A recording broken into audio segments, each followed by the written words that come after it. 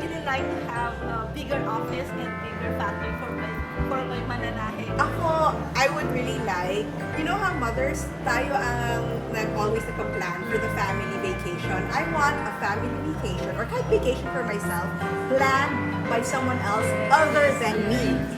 So, yeah. You just sit back. Here's your hotel, just go. Mabuti na nasabi niyo na rin sa magulang, ibibigay ko dun pagkakataon na to para sa magulang ko rin.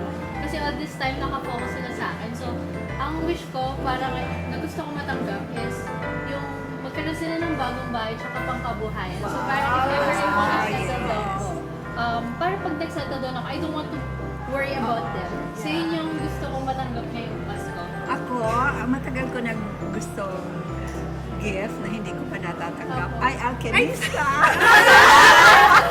Diba? Ito talaga. Kasi,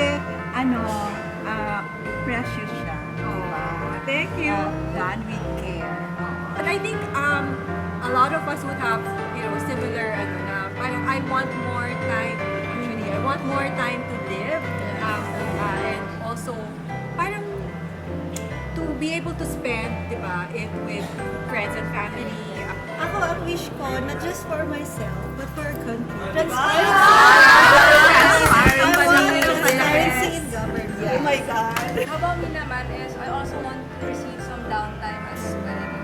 Kasi I feel like you all deserve it. Yes. Most of us business owners. So parang kahit 1 week vacation na wala akong isingin, parang hindi ko kailangan mag-decide ng anything na big responsibility. So parang rest and downtime lang. Sagot ko na. Dahil sinasabi nyo, lahat downtime. Ako, very specific downtime during Christmas season for the family. Kasi lahat tayo busy during Christmas season.